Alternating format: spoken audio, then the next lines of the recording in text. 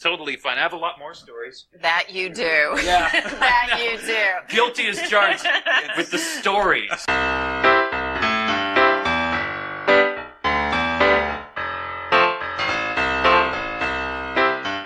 Hi, friends. Hey, welcome once again to I've Got Something to Say. Thank you for tuning in and listening to this podcast. I really appreciate each and every one of you who take the time out of your busy life to listen to stories about my life.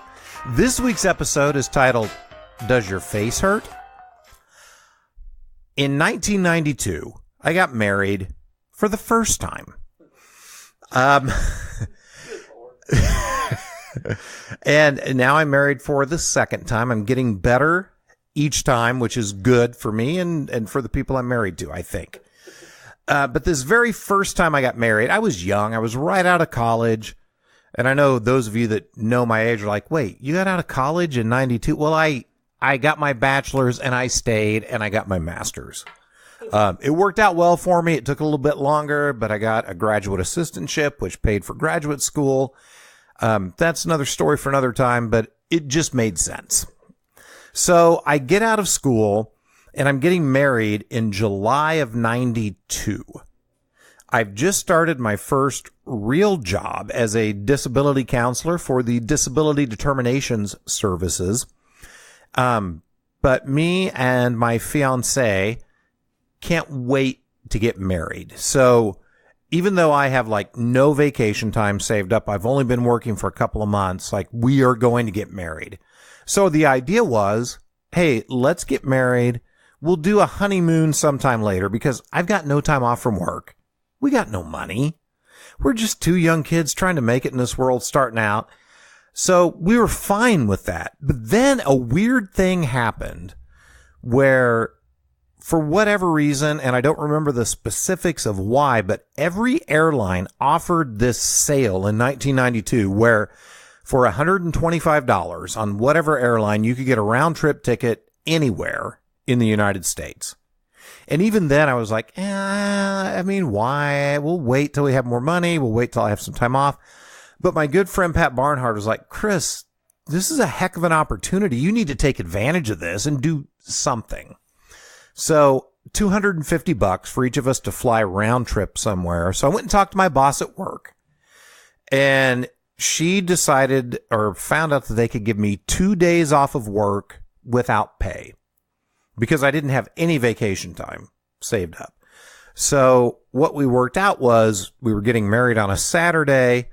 We could fly somewhere Saturday night, get married Saturday afternoon, have a quick reception, get on the airplane, and then spend Saturday, Sunday, and Monday somewhere, fly back Tuesday. I'm back at work on Wednesday. So we got a 3-day honeymoon. We thought, well, where's someplace in the continental U.S. we could go that would be cool? So we decided on San Francisco. You know, why not? San Francisco's a lovely town. So much to do and to see. I left my heart there. So we set up this honeymoon. We didn't have a lot of time to plan for it. We didn't know what we were going to do. So we take off for San Francisco after we get married. Now, I'm, 24, I think at the time. It was very interesting because we land in San Francisco. I've reserved a rental car. I get there and I give them my ID and they're like, oh, sir, I'm sorry. You have to be 25 to rent a car. I'm like, it's not like I'm running for Congress here. I have a driver's license. The people were very nice. And we went back and forth for a long time. And then finally the lady's like, well, where do you work? I go, I work for the state of Missouri. And she clacks on her keyboard. She's like, oh, good news. She goes, if we say you're here on a work trip, then I can rent you the car. Like, oh, yes, please. However that works. So we're so late getting into San Francisco. We got to our hotel room that Saturday night, like 2 a.m. San Francisco time, which would be 4 a.m. here. So it was just insane. So we didn't have a lot of time to spend in San Francisco and we didn't really know what we were going to do. So, you know, I know we went to Alcatraz. Other than that, we just kind of hung out in the hotel room. And you would think, all right, honeymoon, hotel room, bow, chicka, bow, wow. I mean, I'm not going to say none of that went on, but it's not like it was crazy time. So we actually spent a lot of time just in the swimming pool, and there weren't a lot of people there for whatever reason. So it would just be me and my wife in the swimming pool, hanging out, doing our thing. And on our second to the last day there, so that would have been, well, geez, it probably would have been Sunday, our first full day there.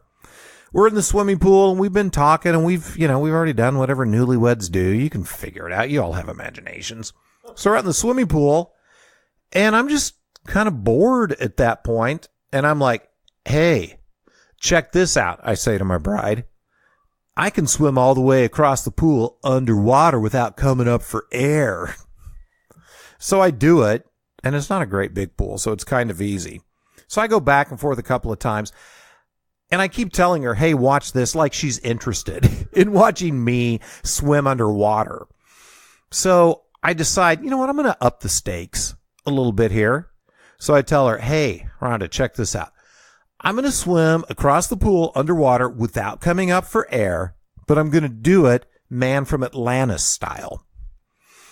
Now, I don't know how many of you were fans of the Patrick Duffy show, Man from Atlantis, but he was a man from Atlantis and thrust into the world of the terrestrials, those of us who live on land, but he still had his ability to swim and breathe underwater. He had webbed fingers, and the way that he would swim, as some of you might remember, is his hands were down at his side. Like, even though his hands were webbed, he didn't really use them to help him swim, which is totally dumb, but he didn't.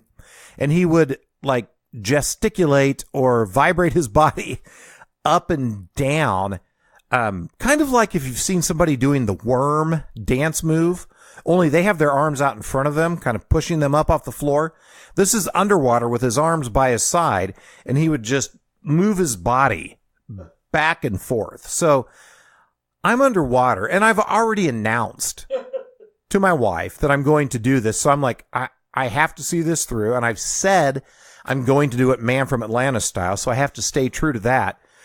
So I go underwater. I have my arms down at my side and I start just totally vibrating my body up and down and up and down. And I'm doing pretty good. I can tell that I am making good time across the pool.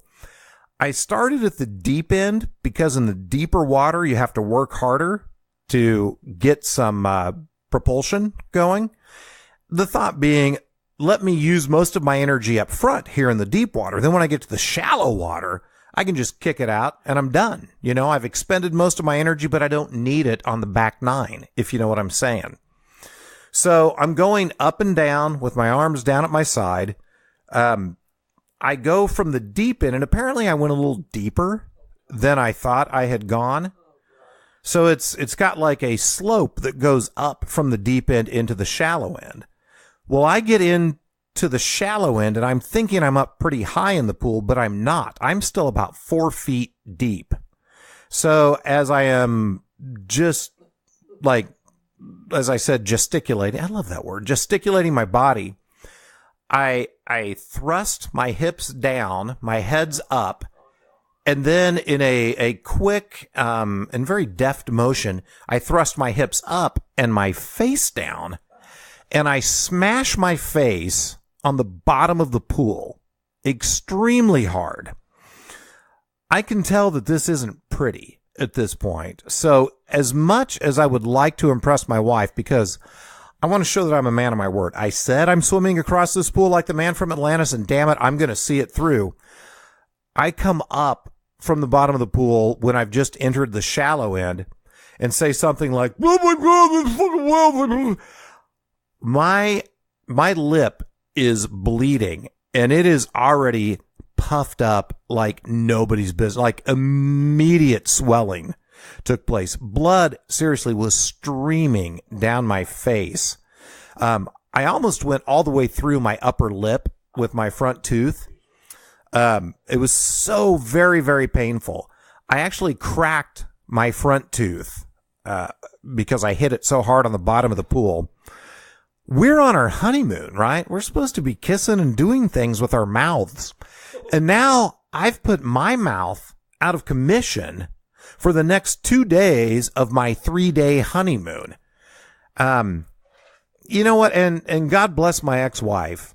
She had every right to make fun of me, to divorce me, to question what decision she had made for the remainder of her life, or at least a good portion of it. But I got to say, she was nothing but sweet about it. And I remember I got on the airplane to go home, and oh God, I can't remember the movie we were watching. It was two ice skaters. I don't think it was Ice Castles. It was something after that, but it was about a hockey guy who got hurt and then he became a figure skater. It's a lot of guys have watched this movie and really liked it. But I'm watching the movie and they're having this love story and I'm thinking, that is so cool, man. People fall in love. And I'm like, well, I'm in the middle of a great love story right now. And then I got up to go pee and I looked at my dumb swollen up lip and my cracked tooth in the mirror. And I thought, you know what, Whiting? You get what you deserve. Well, that does it for this edition of I've Got Something to Say. Hey, thanks so much for tuning in and listening. I really appreciate it. If you thought this story was good, I've got like 40 others that are already out there and more to come. So please make sure to tune in, to download, to stream this podcast, but not just this one. I want you to stream every piece of quality content that's available on the KCTK network. My big thanks to my friend Paul and KCTK for making this happen and producing this podcast, and we'll talk to you next time.